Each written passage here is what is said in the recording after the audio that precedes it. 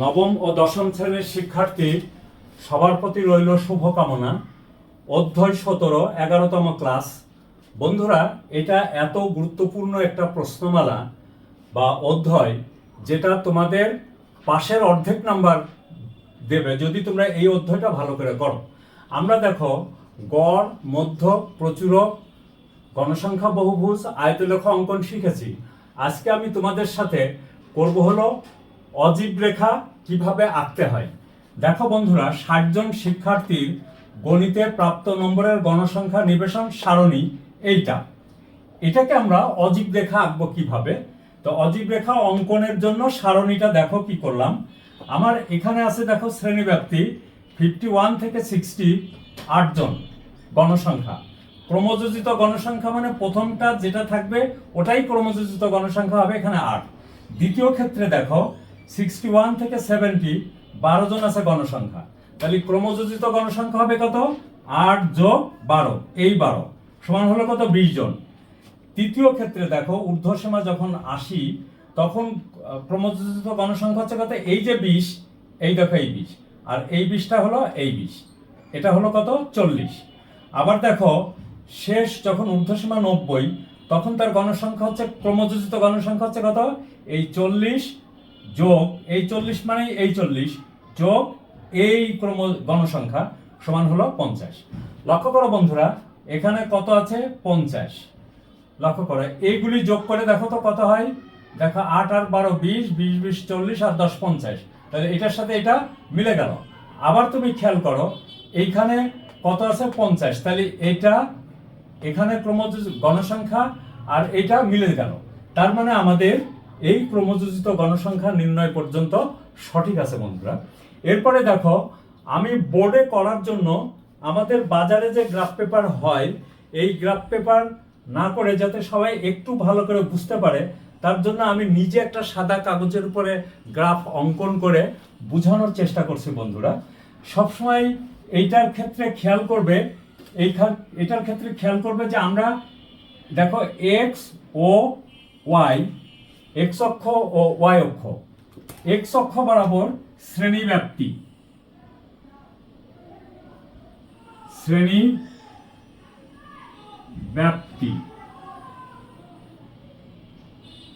শ্রেণীব্যাপ্তি তার মানে এই মানে এখানে আমরা কি করব? শ্রেণীব্যাপ্তি মানে এই যে এইগুলি ধরবো, ঠিক আছে। আর সবসময় অজীব রেখা অঙ্কনের ক্ষেত্রে ঊর্ধ্বসীমা ধরতে হয়। লক্ষ্য করো বন্ধুরা, এই শ্রেণীব্যাপ্তির ঊর্ধ্বসীমা হলো 60, এর পূর্ববর্তী শ্রেণীর ঊর্ধ্বসীমা কত? 50 ছিল, যে কারণে আমি দেখো এইখান থেকে এই 50 পর্যন্ত নিলাম। এটা কেন নিলাম? এই দেখো 0 থেকে 50 পর্যন্ত আছে, বুঝাতে ভাঙা চিহ্ন ব্যবহার করা হয়েছে, অর্থাৎ এই পর্যন্ত কিছু নাই। এরপরে দেখো আমরা কি করছি, এটা করার পরে আমরা এক্স অক্ষ বরাবর শ্রেণীব্যাপ্তি এবং ওয়াই অক্ষ, এই দেখো এই ওয়াই অক্ষ বরাবর ক্রমযোজিত গণসংখ্যা। ক্লিয়ার বন্ধুরা? ক্রমযোজিত গণসংখ্যা স্থাপন করি। আর এরপরে দেখো এক্স ও ওয়াই অক্ষে আমার এখানে দেখো 50, আমি এখান থেকে এইটুকু গুণে দেখি 50 হয় না, বিধায় আমাকে কি করতে হলো? আমাকে প্রতি 2 ঘরকে 1 একক ধরতে হলো। ক্লিয়ার? বুঝতে পারছো বন্ধুরা? হয়তো অনেকে প্রশ্ন করতে পারো যে স্যার প্রতি বাহুর দৈর্ঘ্যকে 2 একক কেন ধরলাম? ঠিক এই কারণের জন্য ধরতাম। যদি আমার এখানে ক্রমযোজিত গণসংখ্যা আরো বেশি হতো, মনে করো 80, তখন আমি কি করতাম? প্রতি ঘরকে 4 একক ধরতাম, তাই তো? অথবা 5 একক অথবা 3 একক, মানে আমার যেটা ধরলে এই গ্রাফ পেপারের ভিতরে আমি তাদেরকে আবদ্ধ করতে পারবো, সেইভাবে চিন্তা করে আমাকে ধরতে হবে। আবার খেয়াল করো বন্ধুরা, আমরা শ্রেণীব্যাপ্তি এক্স অক্ষ বরাবর কেন নিচ্ছি? This is very important place এবং খুব মানে গুরুত্বপূর্ণ একটি প্রশ্ন।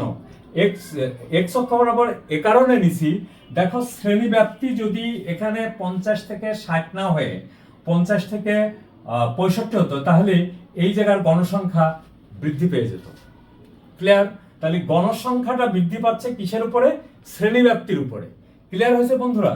শ্রেণীব্যাপ্তি, ব্যাপ্তি লেখাটা একটু মতো হয়ে গেছে, দেখো এখানে আমরা লিখে দিই ব্যাপ্তি, শ্রেণীব্যাপ্তি। ঠিক সেই কারণের জন্য এক্স অক্ষ বরাবর আমরা কি নিছি?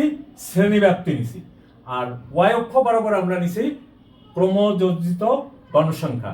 সবসময় এটা হলো স্বাধীন চলক আর এটা হলো অধীন চলক। এটা তোমরা গ্রাফ অঙ্কনের ক্ষেত্রে শিখে আসছো, 8-এ শিখেছো, 9-এ শিখেছো, 10-এও শিখতেছো, এবং যতদিন পড়ালেখা করবো ততদিনই শিখতে পারবা।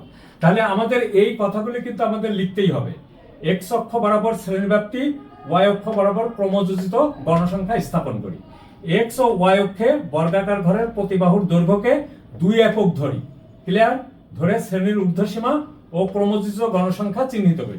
এখন দেখো এইখান থেকে আমার তো এ পর্যন্ত তো ফাঁকা, তাহলে এই দেখো কত 8, ঊর্ধ্বসীমা কত 60।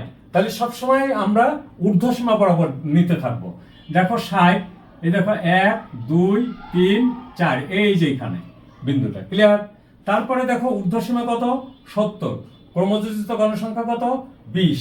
তাহলে 70-এ চলে যাও, এই দেখো 70, 1 2 3 4 5 6 7 8 9 10। তার মানে কত 10 দুগুণে 20, এই দেখো 20। আচ্ছা, ঊর্ধ্বসীমা যখন 80 তখন ক্রমযোজিত গণসংখ্যা কত 40। 40-কে 2 দিয়ে ভাগ করলে কত 20 ঘর যাব। দেখো এখন 20 ঘর। তাহলে এই 80 থেকে 1 2 3 4 5, আবার গুনি 1 2 3 4 5 6 7 8 9 10 11 12 13 14 15 16 17 18 19, এই হলো 20। ক্লিয়ার হয়েছে বন্ধুরা? আবার দেখো শ্রেণীব্যাপ্তি যখন 90, ঊর্ধ্বসীমা যখন 90 হচ্ছে তখন আমার ক্রমযোজিত গণসংখ্যা কত 50। 50-কে 2 দিয়ে ভাগ করলে কত হবে 25। আর এই ক্রমযোজিত গণসংখ্যা উপরেই উঠতে থাকবে, এটা কখনোই নিম্নগামী হবে না। তাহলে আমরা এই দেখো 80 81 82 83 84, এই দেখো 85, এইটুকু হলো 90। ঠিক আছে বন্ধুরা? তাহলে এখানে আমার কত আসছে দেখো, ক্রমযোজিত গণসংখ্যা কত 50। তাহলে আমরা 50 দিয়ে 50-এর অর্ধেক কত 25, তাহলে আমরা 25 পর্যন্ত যাই। দেখো আচ্ছা, 25 পর্যন্ত যাইতে হলে আমার এখান থেকে গেলেও সুবিধা, কিন্তু দেখো এখানে 1 2 3 4 5 6 7 8 9 10 11 12 13 14 15 16 17 18 19 20 21 22 23 24, এই হলো 25। ক্লিয়ার হয়েছে বন্ধুরা? এরপরে আমরা ফ্রি হ্যান্ডে এই বিন্দুগুলি যোগ করে দিব। তাহলে আমরা যোগ করি। দেখো এই এই এই আচ্ছা, আর আমরা এখান থেকে কিন্তু অনেকেই এই কাজটা করে যে পরবর্তী ঊর্ধ্বসীমা নিয়ে এটা যোগ করে দেয়। আমার দরকার নেই, আমার তো এটা অজীব রেখা অঙ্কন করতেছি, আমি বরঞ্চ এইটা যোগ করে দিতে পারি। এই হলো আমার অজীব রেখা হয়ে গেল। দেখো বন্ধুরা, তোমরা অজীব রেখা অথবা আয়তলেখ অথবা গণসংখ্যা বহুভুজ এগুলির ভিতর থেকে একটা প্রশ্ন পাবে, 4 নম্বরের একটা প্রশ্ন পাবে।